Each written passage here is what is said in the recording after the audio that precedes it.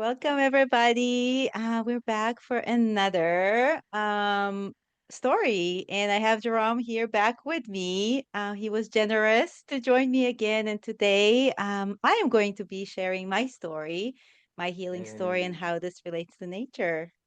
Hi, Jerome. Hey, Clara, thanks for having me host, I guess, your story. Yay. I just remember maybe a couple months back and seeing you post stories about other forest therapy guys or other people that work with nature and healing.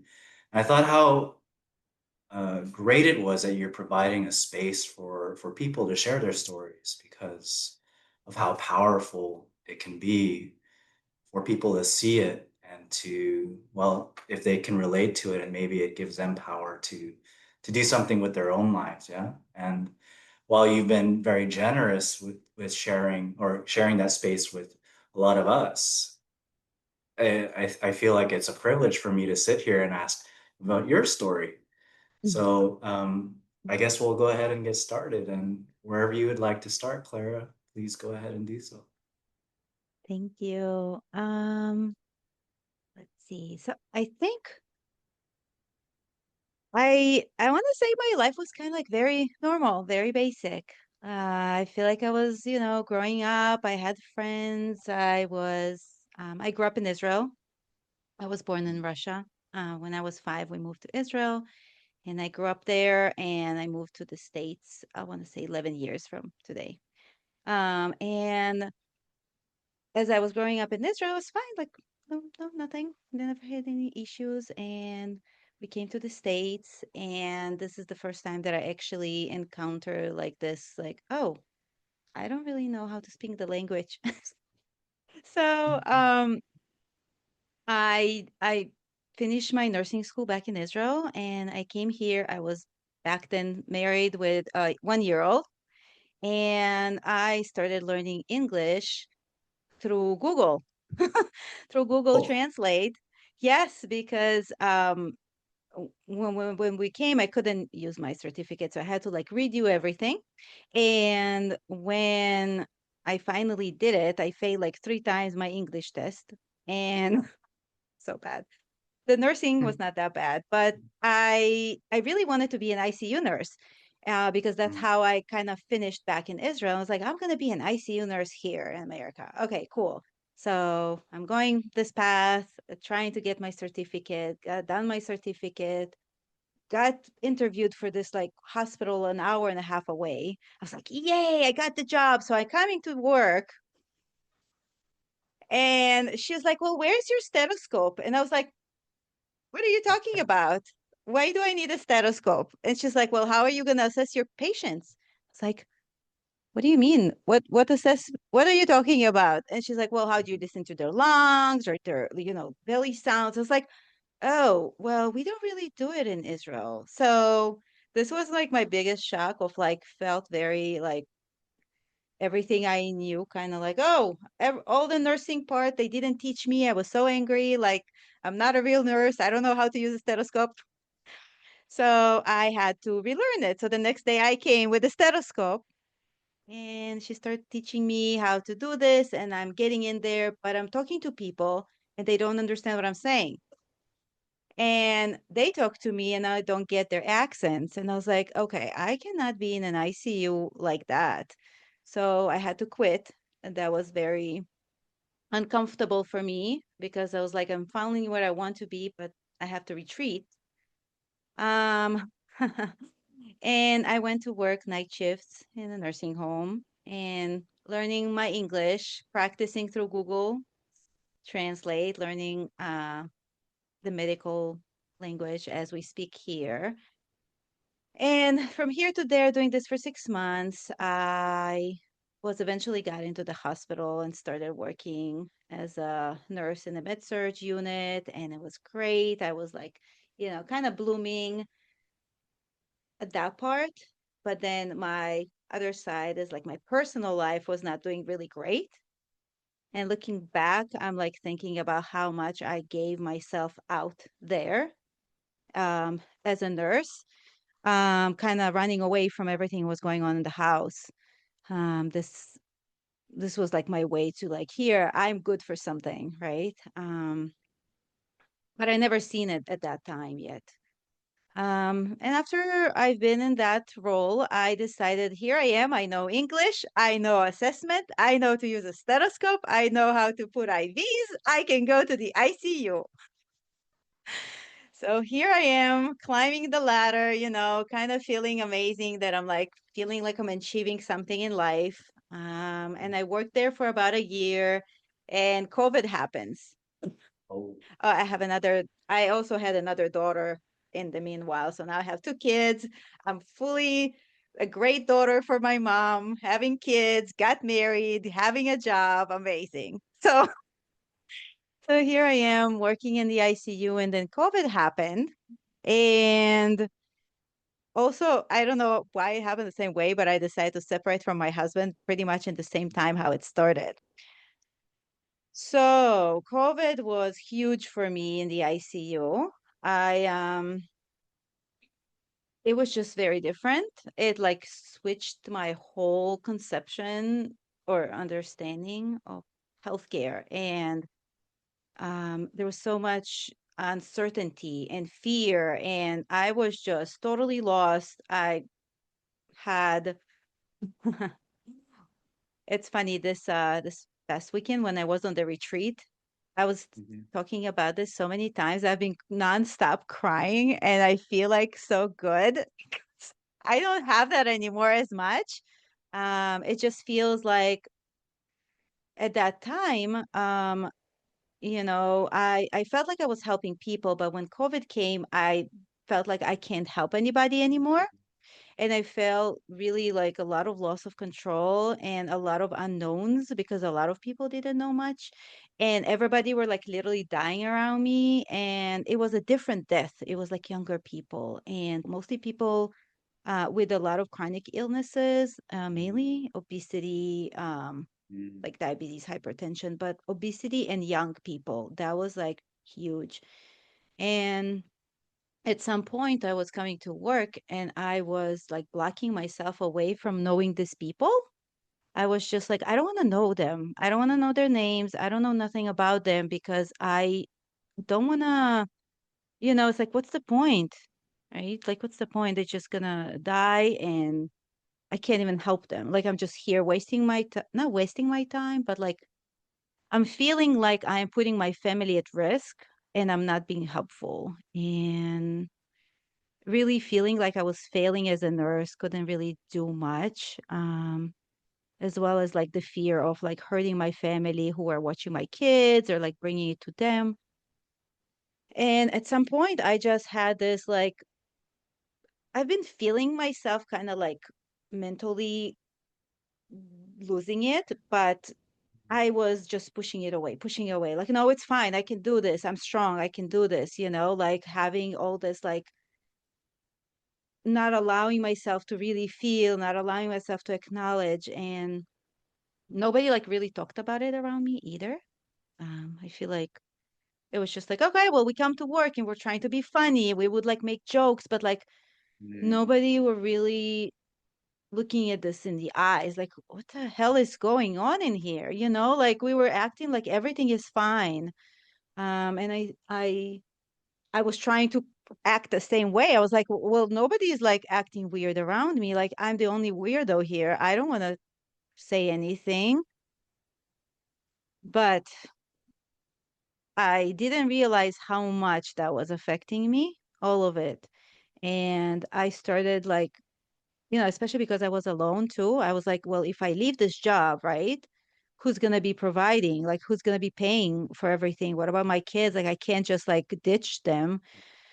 And I started getting into a lot of spirals inside my brain about a lot of things. Like, it just, my brain was taking me to like very dark places of this like despair.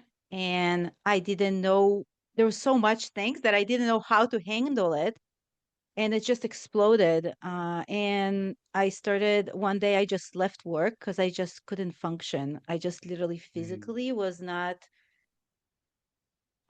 was not able to function. Like, just I was scared I'm going to kill somebody too. I was feeling like I am not competent to be here right now.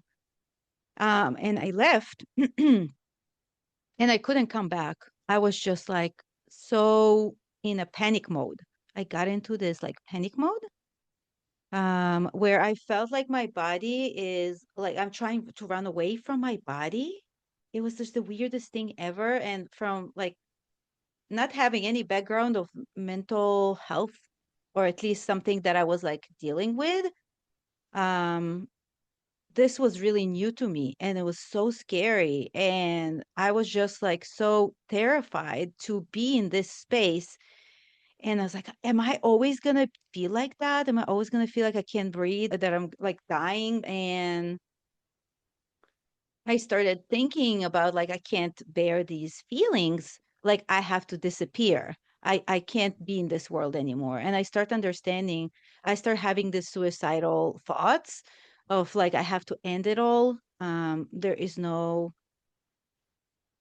there's nothing else for me. Like I failed everything in life, right? Like everything that I've been needing to do. Like I separated from my husband, my kids are like not taken care of, I can't work anymore, like I'm just like a total mess.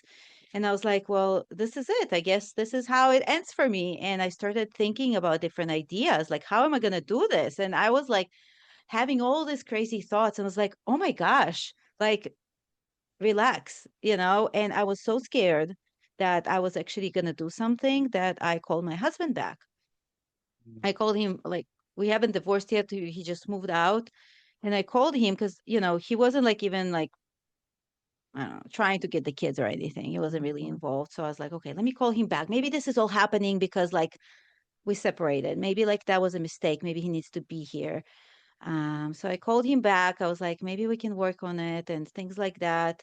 But also in my mind, it was like I can't like be here myself because if I do something, I don't want my kids to be alone or like find me. Like this is the thought that I was having in my brain. Yeah. And he came back and this allowed me some time to because they were little. I couldn't just leave them and go. But when he was in the house, I start running because I told myself, well, if you can run and not die because you feel like your heart is coming out of your chest and you can't breathe, then you're fine. Right. So I was like, you're going to prove yourself through running that you can do this. So I started running and I was going running every day. And I also stopped eating because I just didn't feel like I'm hungry. And it felt like my body is shutting down. And it's like, okay, you're done. We're dying. Like, you don't need to eat. We're good. Like people before they die, they stop eating. Mhm. So I had to like force myself. But I'm saying that to say that I was running and not eating and I lost so much weight and it was so scary. I was like, oh my gosh, I'm like bones. And it was scary, but in the same time, like I spent like 2 hours sitting and trying to like swallow this food. Like it was just very Hmm. So as I was start running, I started listening to well, yes, I was listening to this guy. His name was the anxiety guy, and Mm. he was talking about his experience with like anxiety, depression, panic. He was talking about depersonalization. It's like kind of when you feel like you're floating, you're like not in your body. And a lot of the things talked about resonated with me. And he helped me understand a lot of the processes that happening with me. So it gave me some sort of a hope of like, okay, I can understand this better. So I know what I'm dealing with. And I was running and listening to him every day. And I started noticing like the outside, started to like trying to get myself outside of my head. And I was like, oh, and the leaves. And at that time, there was the honeysuckle, the flowers, they're blooming. And they had like this like sweet smell.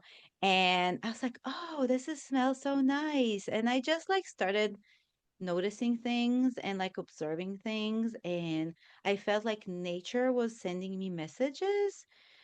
um and funny to say, on this weekend when we did I was on this kind of like retreat camp for women, Okay. and we did forest therapy. So I facilitated with another lady. And in the introduction, the question she asked is, "What trees are for you?" And this was so interesting because this question triggered me so much. I was like, start bawling because I have this tree outside of my house. And what I said is that a tree saved my life because this tree, I would come every morning to look at that tree and I would look for the tiniest, tiniest changes in that tree that gave me this hope of there is continuation, there is something Yeah. new, you know? So, and I think until then, like I really love this tree. Actually, it has a Mm. name. Uh, Spencer.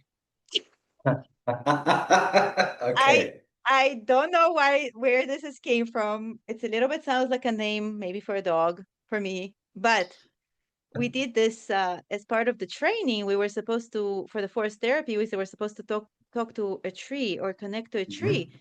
And when I connected to my tree, he said his name is Spencer. Mm. So now I call him Spencer. So this is my friend out there. And yeah, so this was like my biggest thing. I started like noticing a lot of things in nature and connect to my tree. And before that, I would never go out myself. It was like, you don't have friends, like you're going on a trail by yourself. Like, what is this? Never. And then I was like, you know what? You have to go and do things against everything. Like if you don't want to go, you have to go. If your Mm. brain's telling you don't go on the trail, you go on the trail. If your brain telling you don't go to this like meditation, go for this meditation. Mhm. Kind of like if your brain's telling you jump from the building, don't jump from the building.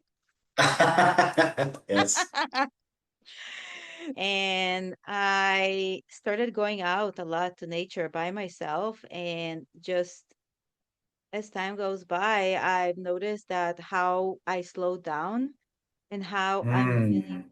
better and how I am like more connected to myself. And I started thinking when I was back in my body better and I was feeling like, okay, I can start seeing this path out of here. Um, I was like, okay, well, if I am nobody who I've been told that I am, if I'm not like just a mom and I'm not this a nurse and I'm not a wife and I'm not a friend and I'm like none of it, then who am I? And I was like, well, if I'm not all of these things, I'm just gonna be whatever I want to be. Like I'm gonna create the person that I want to be because I didn't know who I am because I was spending all my years being somebody who I think that I need to be. Yes. So that was like a huge awakening for me, and it was so exciting. I felt Mhm. excited for like, wow, I got this opportunity to start kind of from scratch and decide now how I want to show up. Maybe I don't need to pick up all the shifts in the ICU. Maybe I don't need to work at all. Maybe I don't need to like be all the time with my kids. Maybe it's okay for me to take some time for myself, like really Mhm. trying to work on self-care and trying to figure out like what is good for me too, so then I can be better for others because apparently it was not working what I was doing. Um, so yeah, from here to there, I decided, as like it got me to forest therapy. I actually went to forest therapy experience like a while before I even started forest therapy, and I wasn't even thinking about doing it. But it was one of those things that I signed up to do because my brain was telling me don't go. So I signed up and I went, and it felt really good. And then after, I don't know, when it maybe a year, this thought came to me after I'd been spending so much time in nature. Before that came, I did got certified as a nurse coach. So it's more of a holistic approach, lifestyle medicine.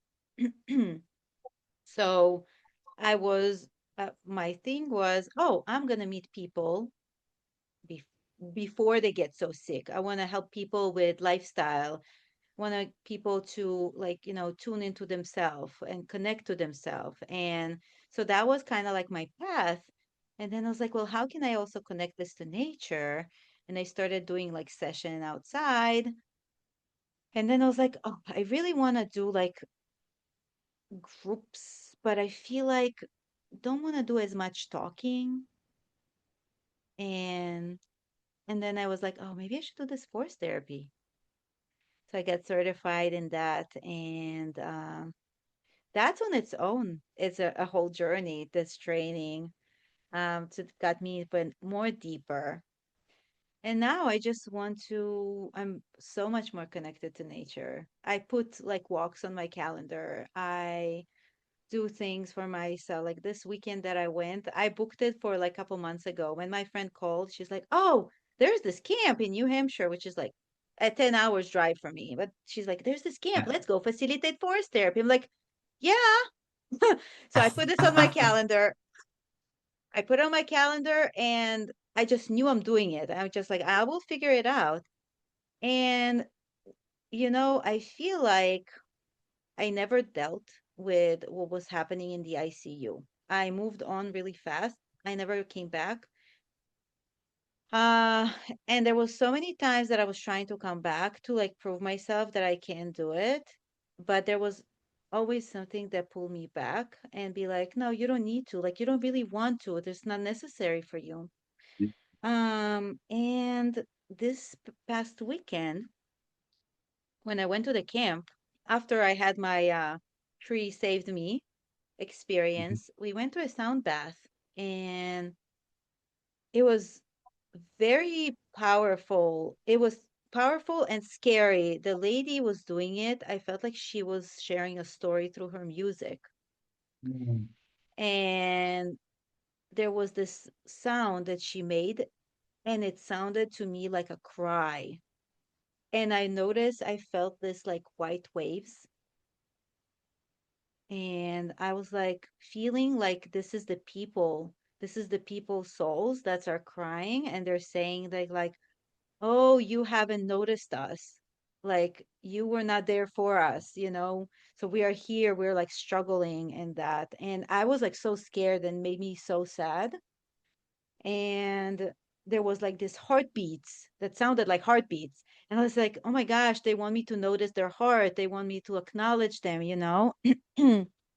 And I got into this like self blame at that moment, be Mhm. like, oh, like, how could I do this to these people? Like, what kind of human I am? They didn't have anybody. Like, I was the only one there for them. And then I went on this like basically like a private healing session with this girl. And I was talking to her about it. And she was just talking to me about how I could not be there for them because it's not like I could be there for myself, right? So it kind of like relieved a little bit of that guilt, right? Sure. Um, but there was something, it was still there. It still felt like, I did something that I don't know, maybe shouldn't have been doing. But then on the last day in the morning, I went to this other girl and she was reading on a palm, like kind of like, what's your life path? And it was very interesting. She was saying that my purpose is a family. And I was like, a family? Like I'm trying to like kind of I mean, I have a family, but I felt like I've been too much in my family and I was trying to like find my own myself. So I was like kind of got rattled by it. But then as we were like going and talking more, she was like, your purpose is using like your gift of intuition and your story and what happened to create some sort of a community, which is like a family. And I was like, oh, so I was thinking back to that experience in the sound, and I was like, what if these people are actually came to, or like their souls or whatever that was experience was actually there to remind me that kind of from a place of forgiveness. Like, yes, you were not able to like be there for you and you were not able to be there for us, but because you're still there, right? You kind of on this mission, like this experience is elevating you so you can create something with this. So it's like we are the victims of this experience. So something like better can come out of it. I don't know. And it made so much sense at this moment. I was like, oh, this is a great closure. I like this. Uh, Um, yeah, and that's it. Basically, here I am now. Yep. wow. Thank you for taking me on quite a roller coaster of your journey to immigrate to America, to face the struggles of an immigrant and the culture clash and having to learn English and um, finally reaching that dream of yours, only to have to come back down to earth and claw yourself up the mountain again to become that ICU nurse, only for COVID and all these life events to happen to bring you back down. Hmm. And what I saw was that while you were constantly having to reimagine yourself, recreate yourself, and the struggles were very hard, you had quite the resilience to come out of it. And some of the things that I liked, or like you're telling your mind, no, I'm gonna do it. Because our mind is so powerful. It'll tell us to do things that, or tell us that something that we believe, but that stuff is only bringing us down. Hmm. So for you to have that willpower is like, no, I'm just gonna do it. Like, F you, mind. Exactly. Yeah. But also the running part and listening to the anxiety guy. And I guess what about running like drew you to that sport? Yeah, it's funny because I never liked running. It was something that like I never liked because I think I was very subconscious about it. I was like, oh, I run Mm, funny, or like people are looking at me, or like I'm sweaty, or I don't know. It's just like wasn't something that I liked doing. And then I I guess at that time I didn't know what to do with myself.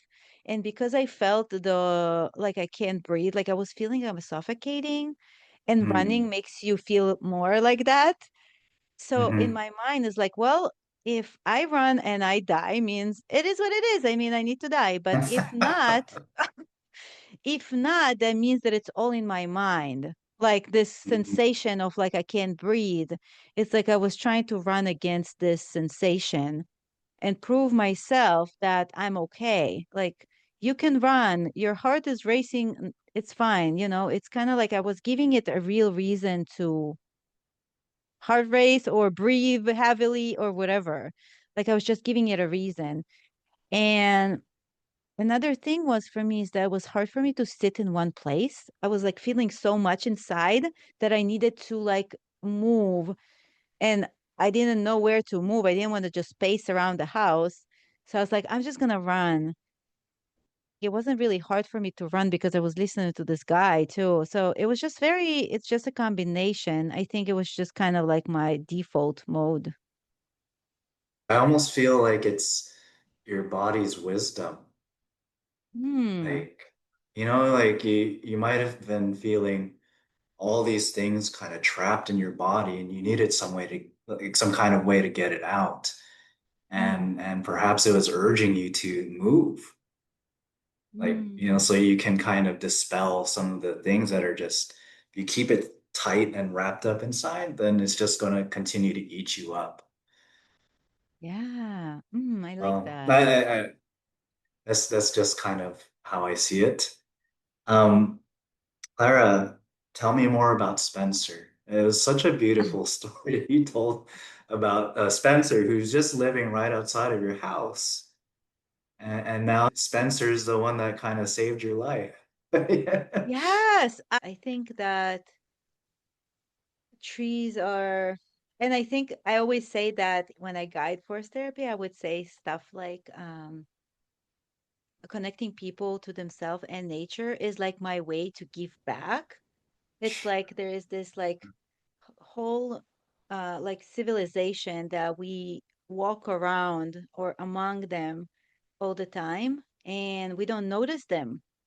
They we are using them, like exploiting them Mhm. sometimes. We would cut them and, hang things on them, do stuff from them, and we never really take the time to spend with them. And yeah, I think that's why it's so beautiful, the forest therapy that brings people to connect to that simplicity, right? So um so my tree Spencer is one of those, he's very special to me. And sometimes I get scared because he's getting big and I'm living in a Mhm. neighborhood that I'm concerned that they will be like, oh, well, he's now like a hazard to, Mm. like what if he's gonna fall on your house? So I'm scared for him.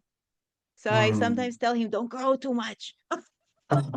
Stay, stay baby, so they don't cut you off Yeah. because I don't have any Yeah. saying for it. Mhm. And we actually had a swing on one of the branches during COVID Mm. for the kids because we, the park were closed, right? The parks were closed. They couldn't go, so we hang this swing, and I was playing with him, and I still always sit underneath him Mm. and look up and just see the birds and like all the people who visited him. I don't go to my window as often now as I used to, um, because I think that before it was like my um, I don't know, it's like I needed it. I was dependent on it, and now I don't have to do this. I just know he's there and we're connected and I'm Mm. okay and I'm taking this time for other stuff. It also takes me to like Costa Rica that we came back. Um, we spent like almost a month in Costa Rica volunteering on a farm. And we were like in the midst of this huge jungle and all these trees and plants. And I feel like the more I connect to nature, the more I sense them around me. And it's just such a gift to just, pass by and notice these things and not be like, I I don't know. I just think that we have so much to learn from nature and trees and yeah, yeah, there's I a lot of agree with things. you. Hmm. I I feel like this journey that you're going on, that I've gone on, is something that we're kind of returning to because probably our ancestors had this relationship with nature, and but then as we became more civilized, more accustomed to technology, we just moved away from nature. But now, in the time of greatest need, we turn back to nature, and there is Spencer, that ready to love you. I Yeah. know. Always been there, right? Right. He's always there. He's watching I know. you. And we're, talking about this connection, I think that some places more than others, I feel like it's not as even this connection, it's like even like this fear, it got to be this like, well, no, I don't like walking. I mean, like, I don't like this. Very, very disconnected. And I feel like Mm. this disconnection is taking us away from who we are in the core and making us not realizing that this is life. This is the simple, the Ah. beautiful life that we actually need.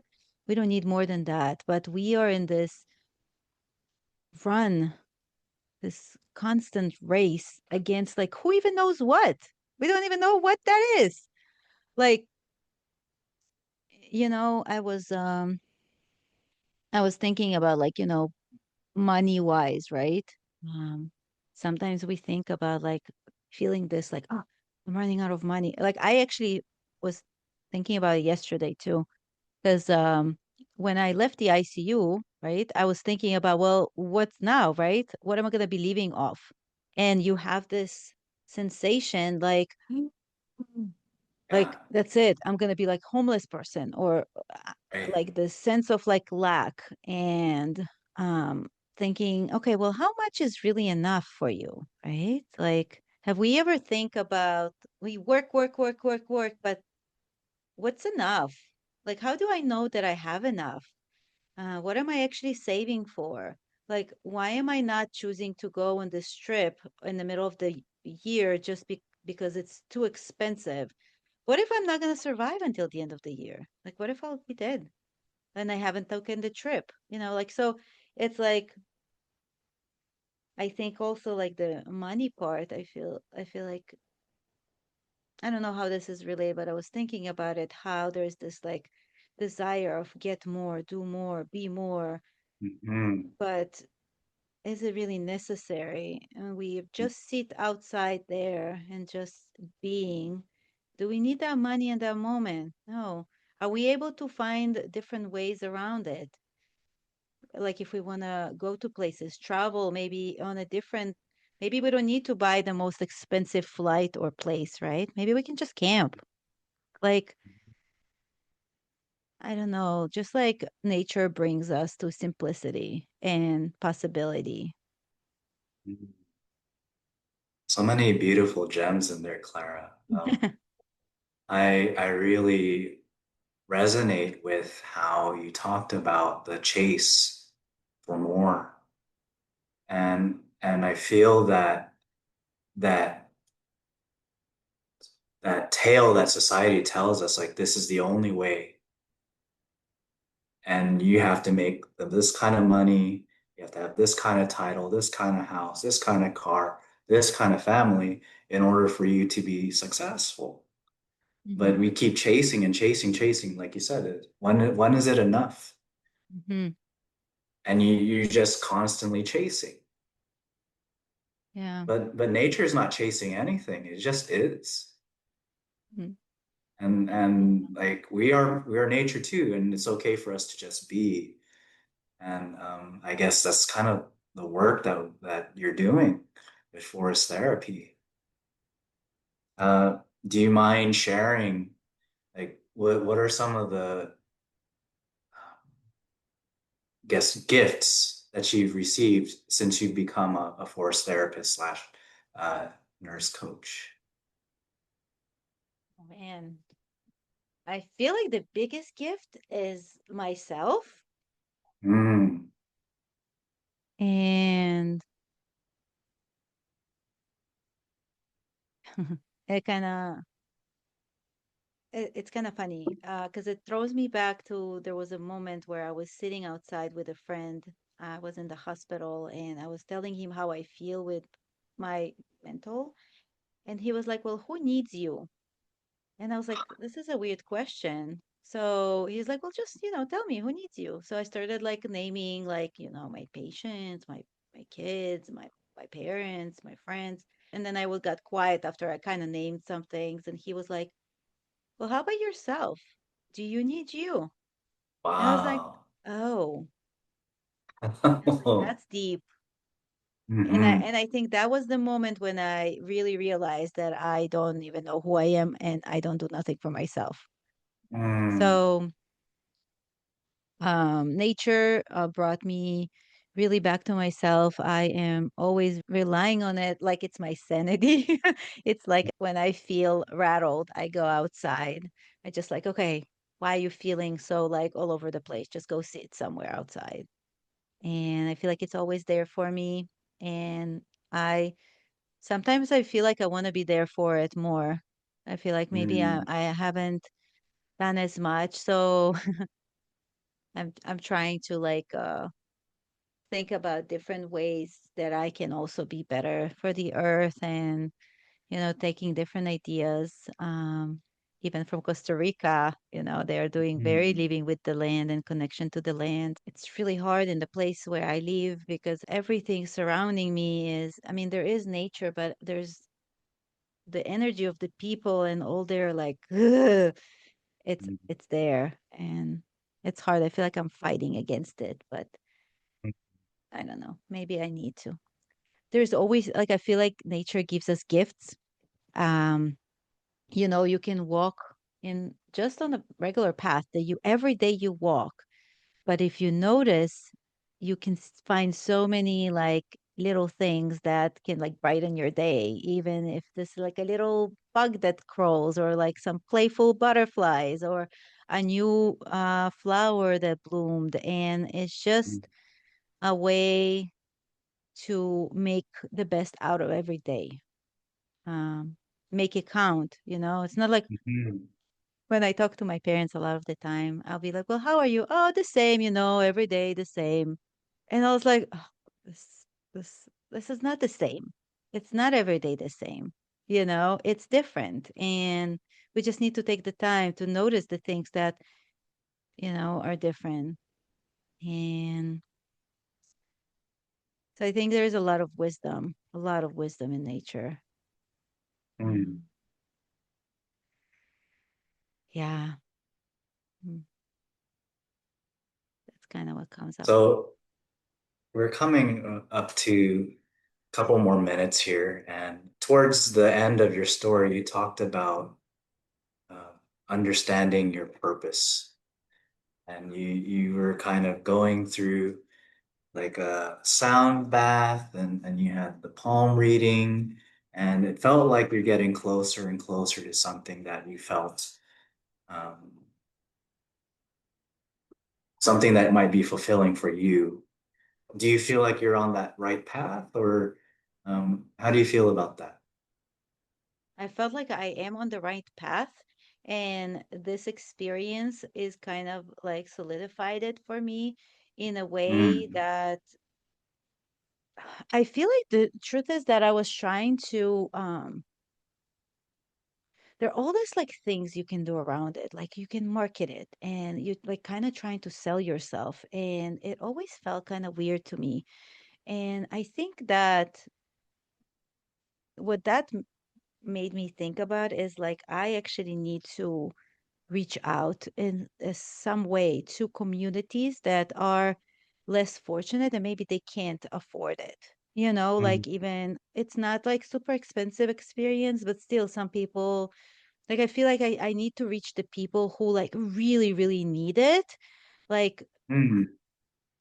because um I don't know, in a way they're in a like a crisis mode. So they can't even think about it.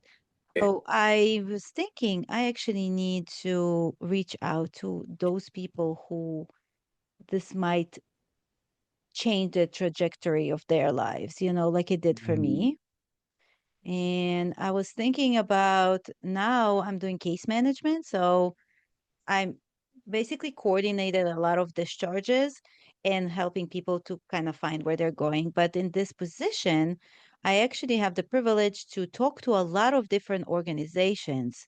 I talk to the shelters, I talk to like nursing homes, I talk to like other hospitals, like home health agencies. And I was like, huh, like what if all this happened that way so I can have this connection and they know me and I just need to talk to them and see if I can just offer this experience because I have a job. I'm not living off the street. So I need to do it from a different, maybe, I don't want to say intention, but um, not focusing on like, because I had this before. I was like, well, I put all this effort and all this money in learning, and I have all this like my education, and like I want to get, paid for my services, which is, I sure. think it's legit. I don't think I should not be. But there is this other part that more of like the trusting part of like Mm, follow your heart and it will eventually come whatever way this needs to come. Because at this moment, I don't need this. Um, like it's not gonna like save me. I can work in what I'm doing, and this can be like this fulfillment that eventually can trickle to maybe something bigger where people who actually have the means can maybe cover the people who don't. So coming from a place, I guess, come from a different angle. mm, That was my takeaway from this experience this weekend, mm, because I felt like there was a lot of like, oh, people don't get it. But if I just offer it as is, maybe more people will join and will be changing their view of things. mm, Make it more approachable, I guess, maybe finding way to make it more approachable. mm.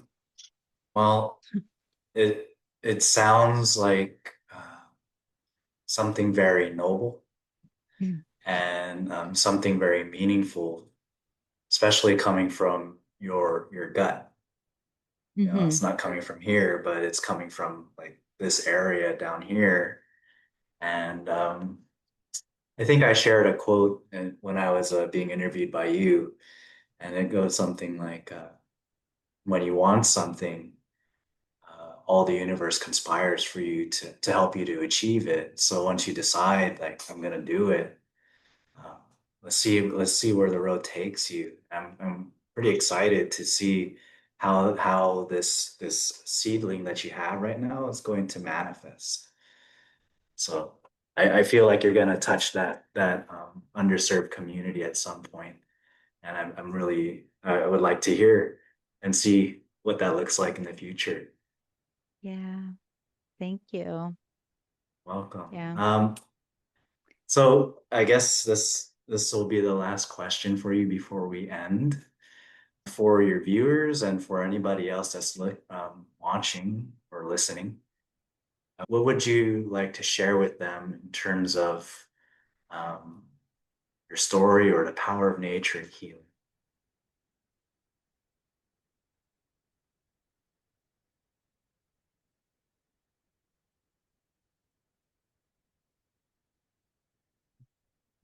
What comes to me is there is trust that there is something beyond what we can think and see. Um, there is something bigger and deeper around Mm, us, and just allowing yourself to stay true to who you are, and taking baby steps and mm, trying yeah. new things that bringing you closer to something that it's you. Beautiful, Clara. Thank you so much. And I really appreciate uh, being able to listen to your story and all of the things that you have had to overcome to really you're approaching your true self. Such a beautiful thing to listen to. Thank Thank you. you. Thank you so much for taking the time and hanging Mhm. out with me for today. It Of was really, course. really fun. And Mhm. yeah. I'll see you around. We'll be in touch. All Mhm. right. Bye, Jerome. Um,